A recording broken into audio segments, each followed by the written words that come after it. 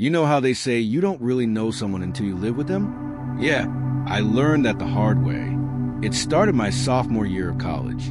I was randomly assigned to a dorm suite, one of those big communal setups with 8 people to a suite, for suites to a floor, and 32 of us all crammed together sharing a single common study room. Not ideal, but manageable. Each of us had our own desk in the study area, a little spot with our name on it, where we kept textbooks, snacks, stationery, whatever got us through the semester. It wasn't perfect, but it worked, until it didn't. My roommate, let's call her Ashley, she was quiet, kept to herself, studied hard. You know the type. Seemed harmless. For the first month or so, everything was fine, civil, if not exactly friendly. But little things started happening. Things going missing. A necklace here. A pair of earrings there. Nothing huge at first. Nothing worth a police report. Just enough to feel unsettled. At first, I blamed myself. Thought I lost them. Maybe left them in the bathroom or dropped them in my laundry. But then it wasn't just me. 2 of my suite mates, Ella and Jasmine, also noticed things missing. A silver bracelet. A delicate chain passed down from Jasmine's grandmother. And just like that, doubt turned into suspicion. But none of US could prove anything. Fast forward a few months. Ashley went home for a long weekend. It was one of those rare 3-day breaks that everyone uses to breathe, catch up on work, or party too hard. She left Friday morning and wouldn't be back until Monday night. That same weekend, the university sent in maintenance workers to do some routine work. Cleaning vents, checking wiring, whatever they do.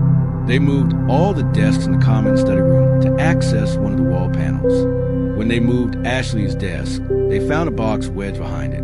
Nothing fancy, just a little shoe box covered in duct tape. They assumed it was hers and turned it over to me, since I was the only one from our suite around that weekend. I almost didn't open it. But curiosity got the better of me. Inside was jewelry. A lot of it. My earrings, the ones I'd written off as gone forever. A bracelet I'd seen on Ella's wrist a dozen times. Jasmine's chain. Plus several other pieces I didn't recognize. My stomach turned. I knew right then and there. Ashley had been stealing from us. Quietly. Calculated. And then hiding the evidence behind her assigned desk in a room. She probably figured no one would ever think to check. When she got back, I confronted her. I wasn't angry. I was cold, calm. Hey, I said, holding up the box. The maintenance guys found this behind your desk. Know anything about it? She didn't miss a beat. Just stared at the box and shrugged. That's not mine. Really, I pressed, because these are my earrings. That's Ella's bracelet, Jasmine's necklace. She just blinked, said she had no idea how any of it got there, acted confused, accused me of trying to pin something on her. I didn't have proof, no camera footage, no witnesses, just my gut and a box of stolen things found behind her desk. But unless she confessed, there was nothing I could do. Well, almost nothing. This is where my boyfriend came in. Let's call him Ryan. Smart guy, tech savvy, a little bit chaotic good. I told him the whole story.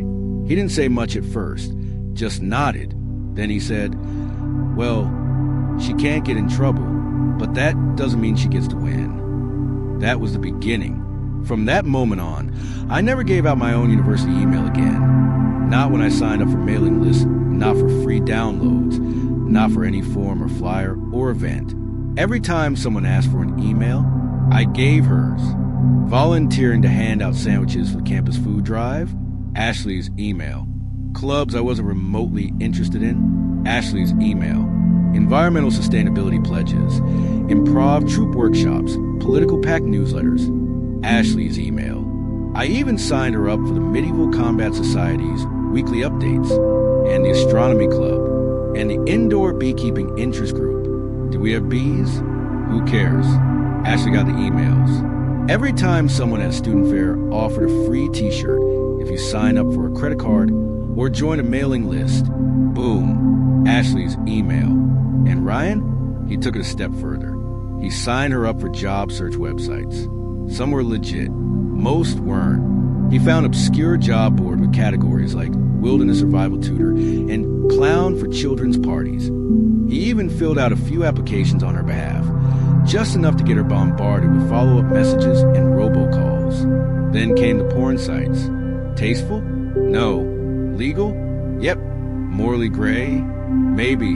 But after the stunt she pulled, I didn't care. We were just matching energy. Now, you might be wondering, why not report her? Why not go to the RA or student conduct? Well, we did turn in the jewelry.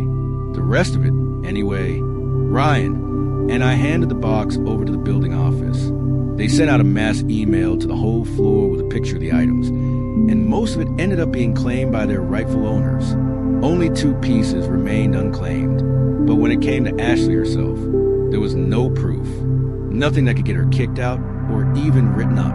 And if I had gone to the university and made a formal complaint, she'd have denied it all and spun it into a counterclaim. Without hard evidence, I'd look vindictive, petty. So instead, we just made her inbox hell.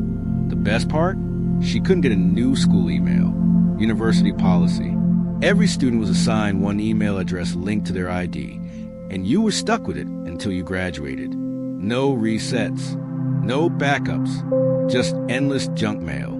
Over time, I noticed her getting more and more frazzled. She'd sigh when opening her laptop, complain about missing deadlines because emails were buried. She started manually unsubscribing from things. But every week, a fresh round would roll in. I remember overhearing her once in the common room, muttering, "Why the hell did I get an invite to a gerbil breeders meetup?" Ashley never figured it out. Never said a word to me about it. Anyway, I played innocent the whole time. Just smiled and asked how her day was going. By senior year, I moved off campus with Ryan. I never saw Ashley again after graduation. No idea what happened to her. Maybe she got a fresh start. Maybe she finally learned to stop taking things that didn't belong to her. Or maybe she's still haunted by the ghosts of spam emails past. I'll never know, and I don't really care. What I do know is this: you don't always get justice wrapped in a perfect little bow. Sometimes karma wears a slower, pettier face. Sometimes it wears a .edu email address. And sometimes that's enough.